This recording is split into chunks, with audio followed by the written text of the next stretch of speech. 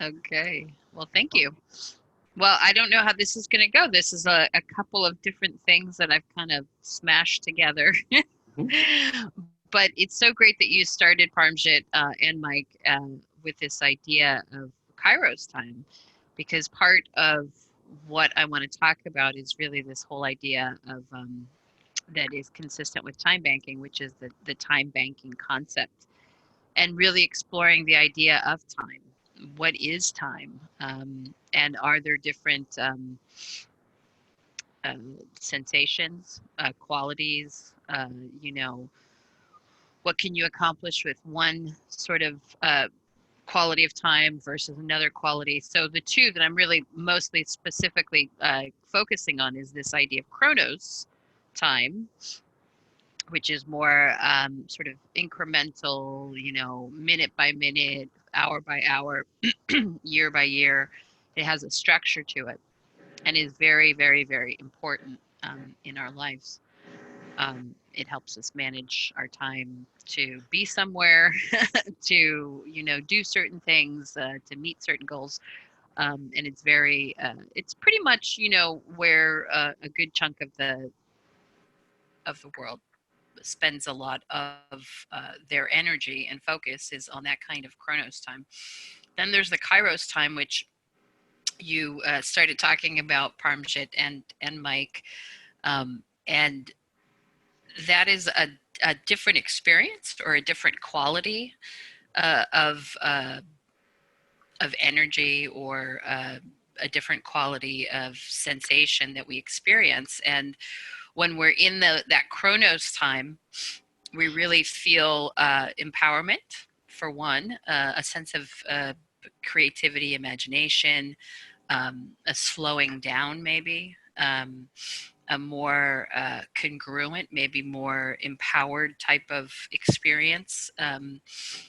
And when we're in that sort of experience, many people will say things like, "Oh, the time just passed so fast," or um, uh, you know, or time started to elongate, and they started to maybe be more conscious of their emotions or what's going on in their body.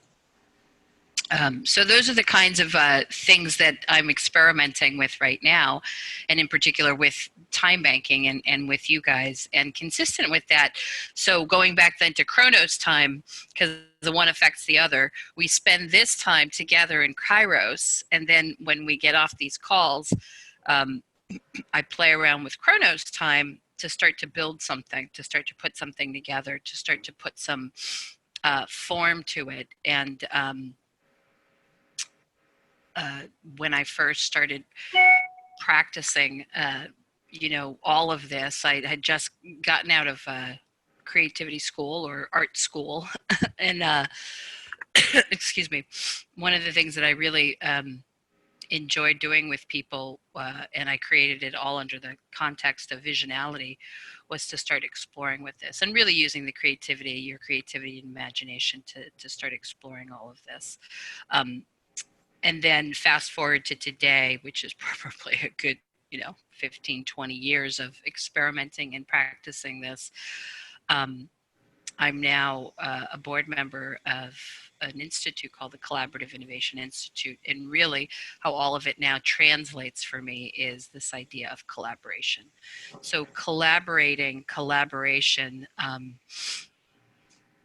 there's something about that as I'm exploring it for myself in the last couple of months, is also about this kind of space and this kind of time, this Kairos time that we're all in together.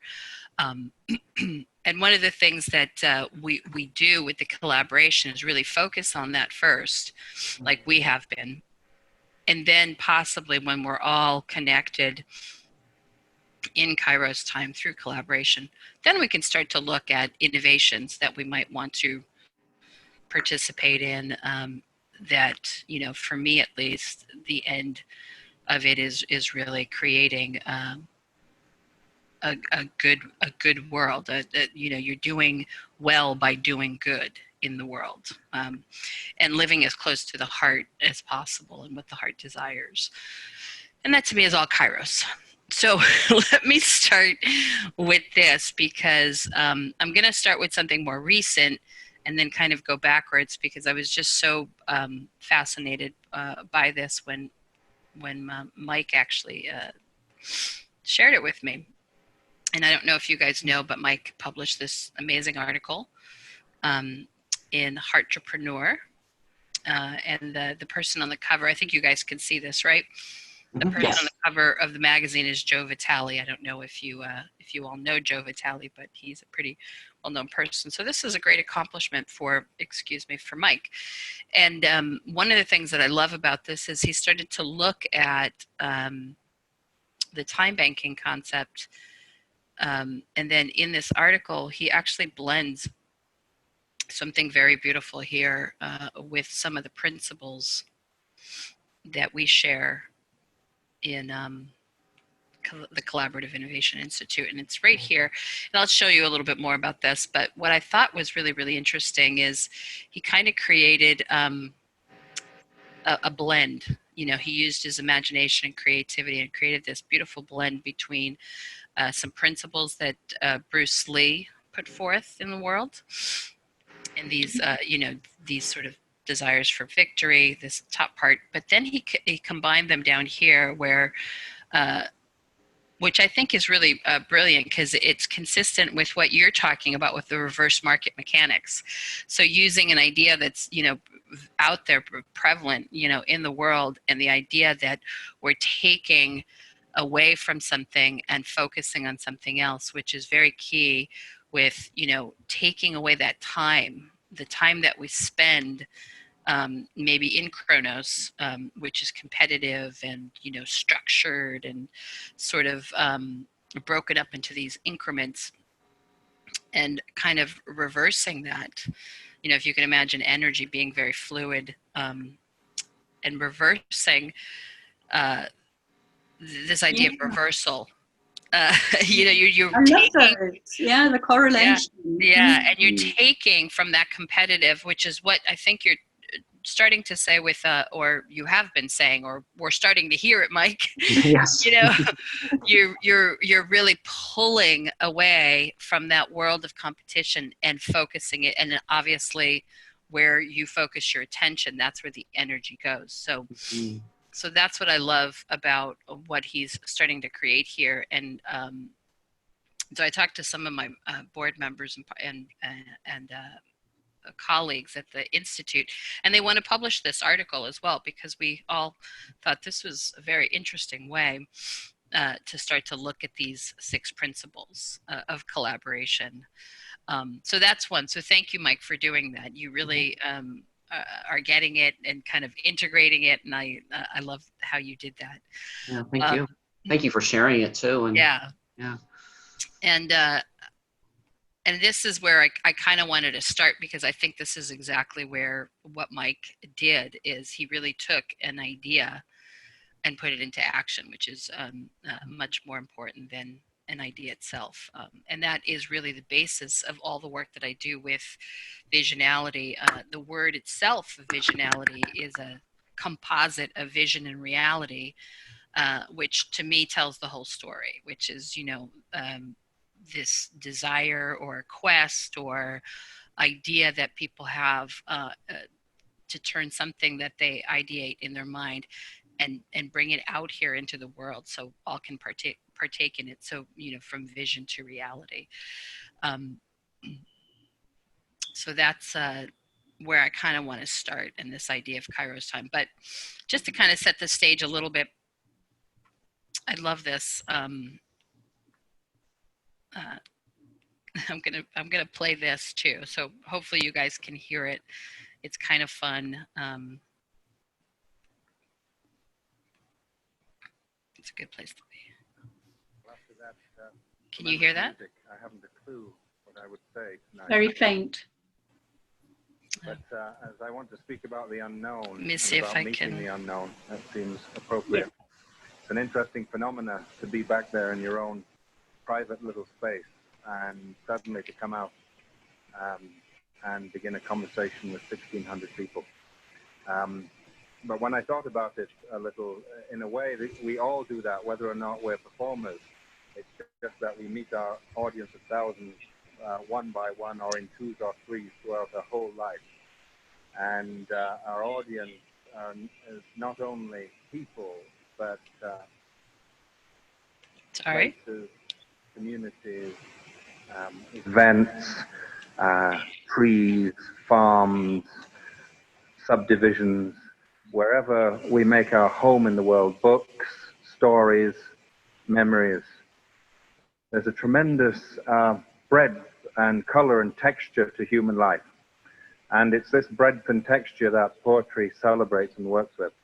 And the poetic tradition has an understanding that each person has a particular way of being in the world and a particular way of belonging to that world. And that each person has a way of finding their particular place through the imagination. And the imagination is not the ability to think things up, but the faith you would have in the images which reside inside you at any one time. And these images are actually making sense of an incredibly complicated and quite often chaotic world around you. The life of the imagination is the life of faith in your particular way of belonging in the world. So I love that, because it is, for me, the idea of Kairos. It's your particular way of belonging in the world. And I don't know, I like to start there just because it's like setting a blank sheet of paper aside in front of you and starting to wonder, you know, what is this thing about Kairos time, or that if imagination had a time, what kind of time would it be? You know, I often find more and more people want to live in that space of Kairos time, especially in this day and age, in this landscape, and what we're finding. And I think that Kairos time, whether shared with people like you, like this, in this kind of environment, that's one way. And then a very other sort of way is what we've also talked about here in other calls, in other videos, is you know, going inside that inner space. I call it the final frontier, the one we haven't really explored yet. And so, and then living in that inner space and exploring that inner space, and then bringing it forward and sharing it with others, bringing it out here into the world so that others can experience it, so that others can play with it and work with it, is really, you know, the basis for me, what collaboration is all about. You're collaborating kind of with, maybe for you, Mike and Nefertiti, since you do a lot with performance art, it's kind of collaborating with those different characters or ideas that you have first within yourself, and then bringing them out to show to people. So we start there with imagination, and really, you know, part of what we say at the Institute that our mission is, aside from some other things, but really for me, it's to unleash the creative, imaginative, and transformative potential of individuals and organizations. Because once we start with collaboration, creativity, imagination, and we, like you said a little earlier, Nefertiti, when you get yourself in this place and create from there and envision the world from there and envision the future from there, new things start to happen. And as you can imagine, we didn't put innovation in here yet, because we really do believe that it all starts with a foundation of collaboration. This I just threw in here because this is our president of the Institute, who just published a book all about collaborative innovation. And why I feature this book is because he talks about this incredible event that they staged in Dayton, called the Dayton Peace Talks, or where he brought people who into the same room who could not stand each other. And through the use of something very imaginative and creative, like a talking stick, like the shaman do, he was able to get 4 or 5 different, we're talking like generals, major corporations, representatives of major corporations, all through this use of a very creative tool called the talking stick, he got them to a sense of wanting to collaborate with each other. So I thought that was very interesting. So some of what I just wanted to just briefly talk about, nothing very formal, but just share with you some of the sort of concepts we work with and some principles that we work with, because I think it's something that I want to start infusing into the time banking concept. And we did a kind of test program in June using some of these principles. And one of the things that I ended up doing, just like Mike's doing, is recording a lot of the sessions. And it's about 16 hours worth of recorded material. And part of what I want to do at the Time Bank is create offers for people to help me review this material and actually create a kind of like online program for someone who just simply wants to get located or grounded or in a place where from there they can start to generate something, an idea, a project, you know, a way to start even speaking about their own message and mission in the world. So for us, it really starts with this whole idea of the overview effect. Some of my colleagues in the Institute have worked with the Air Force. They've worked with astronauts and NASA, and with the work that they've done with the astronauts is something that they call the overview effect. Not all of them sense this, but many who have had that opportunity to kind of depart from the Earth in this sense and see it from another perspective have said that they have this immediate sense of awe when they look back at our planet and see, you know, no division lines. They don't see countries. They don't see, they just see what they see, this beautiful blue sort of pearl hanging out there in space. And, but the immediate sense that they, of awe and wonder and curiosity, and really for me, when I look at this, it's just this unbelievable, just organic system that just works. You know, it's just is working. So they have this experience, and when they come back down to Earth, they often want to share this experience with people because they know that if they could see and sense and bring the overview effect to Earth, paradigm shifts could happen. People would start to see things differently. People would collaborate. People would start to talk to each other. So our mission is really to inspire this kind of effect. And for me, and maybe for you guys as well, you know, this happens to me from when I explore creativity, when I explore the imagination and the power that has, that awe and sense of being curious again is really what it is it again, you know, departing from that world of established thinking, we know this, we know that. It's like, honestly, I don't think we know that much.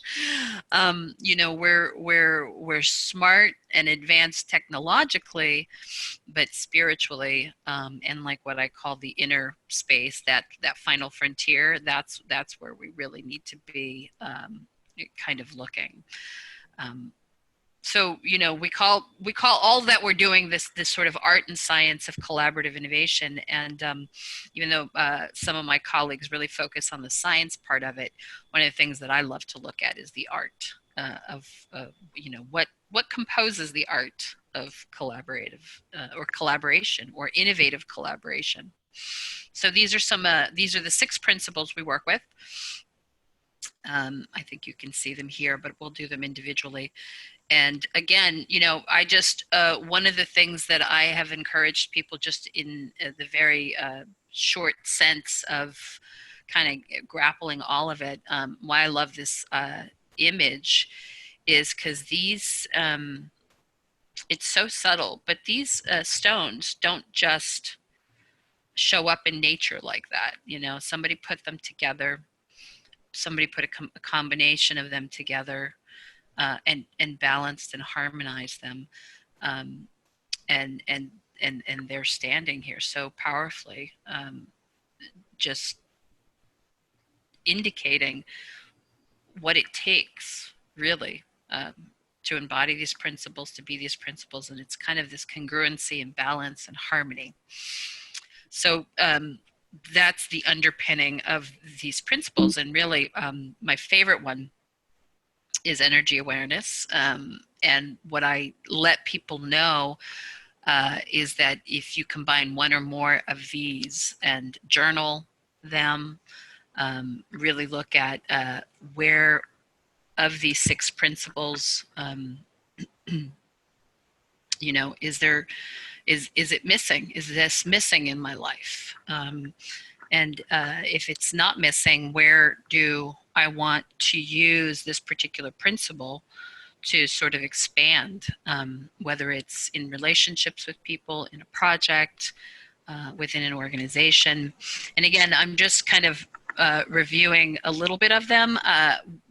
I normally go into like some definition of what each of these is, but lately I've been called to just allow people to just sit with one or two of them and tell me what it makes them feel, how can they use it in their life, where in their life do they feel challenged, where one of these principles might actually open something up for them. So I'll start with that. If you guys have any questions, or if there's anything that jumps out at you right away, any of the principles, again, I don't want to create any definitions for them yet. I just want to hear first what you think of them. And I'll scroll through the other ones. I love this. I love this. I'm pleased. I was like, oh no, am I making any sense? Absolutely. I think this is very, very relevant with the kinds of audiences that we're looking to try and get them transitioned over. You know, the kind of anchor organizations who are so much in the old paradigm, to get them to identify what it is that needs changing. Well, to identify where they're at the moment, you know, first. Very nice. I'm just curious about the energy awareness. Is that the same as kind of emotional intelligence, feeling-y stuff? Yeah, I think in the conversations that Mike and I have been having lately, we're starting to see that is really the foundation, maybe. And I think it's one of your favorites too, Mike, but energy awareness for me is the sort of opening or portal where you can start to see, the difference between Kairos and Chronos time. So do I want to spend my time where I'm, you know, looking at my own energy, what I bring to a collaboration or to a relationship or to a project, versus you know, what's in the group already, and navigating and having that kind of emotional intelligence to really be able to navigate through a group or through a relationship, or because for me it all starts and ends with people. So these are all relevant to forming relationships, new and, you know, upgrading older ones that don't serve us anymore. But yeah. And how does the overview effect fit into the 6 principles? For me, it's the overview effect is kind of taking you out of that space first, of established thinking, of I think I already know, I have an idea about this, or, you know, it's kind of an etch-a-sketch, like to just shake it all off. Let's go up really, really, really, really high, away from the earth, or what we perceive as earth, you know, and just start to live in that space where maybe nothing makes sense. Maybe all of it makes sense. No judgment. You know, it's just... For example, would it be at the start of the session like meditation to get people in there? Yeah, That piece could of be space or something yes. like And that's perfect, because that is one of the things we're starting to explore, especially in the corporate world, whether that's we've Bart, our president, has started to introduce it with the Air Force here, which is these ideas of meditation, breathing. Oh, God, breathing, breathing Yeah. properly, meditating, and then using, from my influence, some kind of sound technology as well, a vibrational technology for healing. They're starting to explore things like acupressure. So yeah, for them, this idea of I already forgot your question, Parmjit. I'm so sorry. the relationship between the overview effect and the 6 principles. Yes. So like, what are you going to do? So that's part of it too, is really because one of the guided meditations that we're starting to work with does allow you in the meditation, the guided and visualization of it is to be really, really far, far, far, high, up away from all of that down there. So whether there's challenges down there, whether it's, beautiful landscape down there, it's to really look from that perspective, and then invite people that at any moment when they feel stuck or challenged in this sort of very siloed, myopic kind of view, to always bring yourself back up into that space, to that overview effect, because something else will be available there that you can't see from that very focused, sort of siloed perspective. So yeah, so we start with that. And we have actually a video, I'll share it with you guys afterwards, but it's a 25-minute video, and it's with some astronauts, and it's a small sort of documentary called The Overview Effect, made in partnership with some of the astronauts, so that you can have that experience first. So we do create that kind of experience with that movie, to get the overview effect. And then we start to introduce these other 6 principles.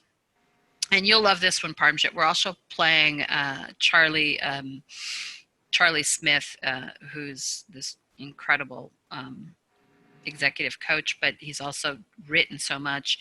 He talks a lot about the Merlin effect, and he talks about this concept of Avalon and Glastonbury.